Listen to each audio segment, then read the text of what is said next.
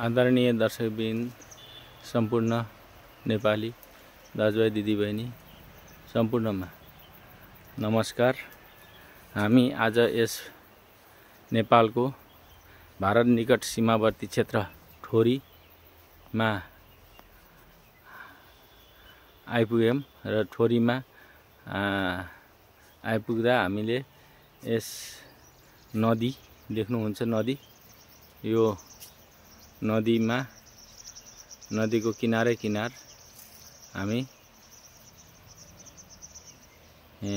एक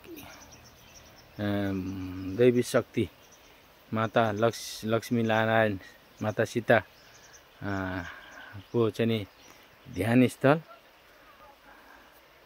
यस नदी किनारमा रहेको र यस नदी किनारमा पैदल आयौं। हामीले बाइक लिएर आएको थियौं। बाइक यहाँसम्म आइपुग्दो रहेछ। यस नदी किनारमा माता सीताले ध्यान गरेर तपस्या गरेर बस्नुभएको स्थान रहेछ। आजसम्म सायद कसैलाई पनि थाहा छैन होला, धेरै जसोलाई। यहाँको स्थानीय भन्दा अरू यस विशाल चट्टान यस चट्टानको चाहिँ बीच भागमा माता सीता र गुरु गणेशको मूर्ति सहित यस स्थानमा चाहिँ विराजमान माता सीता विराजमान भएर ध्यानमा बसिबक्सनु भएको रहेछ। आज हाम्रो सौभाग्य माताको दर्शन गर्न पायौं र यो मेरो यो भिडियो हेर्नुहुने सबैले याद राख्नुहोला, ठोरी आउँदा यस पवित्र स्थानमा माता सीताको, गुरु गणेशको र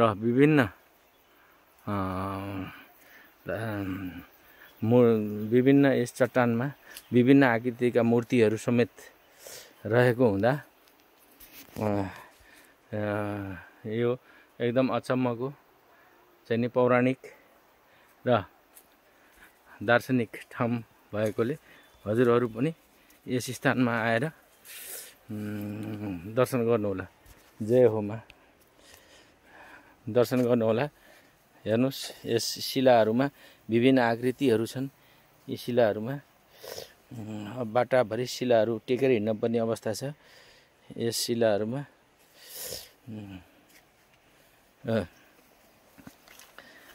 हेर्नुस्, यहाँ यस्तो छाप्रोहरू पनि बनाएको छ। यो सायद कुनै सन्त साधुहरू कोही बस्नुहुन्छ होला, यस्तोहरू छ।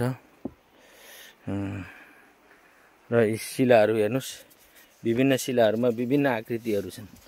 यी आकृतिहरू के हुन्, कसो हुन्, यी गणेशका जस्ता छन् के जस्ता छन्, अब यो हामीले त चिन्न सक्दैनौँ।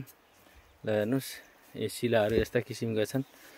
अब यी सबै भगवान स्वरूप हुनुहुन्छ। हेर्नुस्, यहाँ शिलाहरू यस्तो विशाल शिलाहरू छ र शिलाहरूमा विभिन्न आकृतिहरू छन्। अब यो नेपाल सरकारले हेर्नुस्, पुरै सिलै शिलाहरू छन्। शिलाहरूमा विभिन्न प्रकृति आकृतिका चाहिँ देवी देवताहरूको आकृति, नागका आकृति, विभिन्न आकृतिहरू छन्। यसैमा यहाँ फुलको बगैँचा पनि छ। अब यहाँ कोही मान्छे आएको देखिँदैन, कोही बसेको देखिँदैन।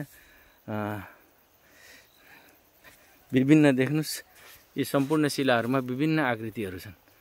यी शिलाहरू जति पनि छन्, यसमा भगवानका आकृतिहरू, विभिन्न रूपहरू देख्न सकिन्छ। हेर्नुस्, ल के आकृति छन्, कस्ता कस्ता छन्, केही थाहा पाउन सकिँदैन। अब हामीहरूलाई त्यति थाहा पनि भएन। अब विशेषज्ञहरूले, पुरातत्त्वविदहरूले यस्ता कुराहरू हेरेर बुझेर यसको संरक्षण गरियोस् नेपाल सरकारद्वारा। हेर्नुस्, यहाँ शिलामा कस्ता आकृतिहरू छन्। यसरी शिलाहरू भुइँमा यसरी लडेका छन्। अब कुन कुन आकृतिका के भगवानका रूप हुन् हामीलाई त थाहा भएन। ल हेर्नुहोस्, अब यो शिलाहरू हामीले यसरी कुल्चेर हिँड्नुपर्ने अवस्थामा छन्। अब यो शिलाहरू विभिन्न आकृतिका छन्। कसरी चाहिँ नि हामीले पत्ता लगाउने, यो पुरातत्त्वविदहरू सबैले यो पत्ता लगाउनु होला। नेपाल सरकारले यसमा ध्यान दियोस्, किनभने सीमावर्ती क्षेत्रमा एउटा धार्मिक स्थल पनि हुन्छ। ल हेर्नुहोस्, यहाँ यो शिलाहरू कस्ता कस्ता किसिमका शिलाहरू छन् यहाँ। ल यी सब भगवानका प्रतिरूपहरू हुन्। ल हेर्नुहोस्, यस्ता शिलाहरू छन्। यस्ताको संरक्षण गरेर यस्ता कुराहरू, पौराणिक कुराहरूका शिलाहरू हेरेर अध्ययन गरेर यसको संरक्षण गर्छ। वहाँ परको त्यो ठुलो शिला छ, त्यो शिलामा पनि विभिन्न आकृति छन्। हेर्नुहोस्, र यसको नेपाल सरकारले यस्तो संवेदनशील क्षेत्रमा, जुन सीमावर्ती क्षेत्रमा चाहिँ नि भएका यस्ता कुराहरूको संरक्षण गरोस् र यसलाई एउटा धार्मिक स्थलको रूपमा विकसित गरोस्। जय होस्, सबैको कल्याण होस्।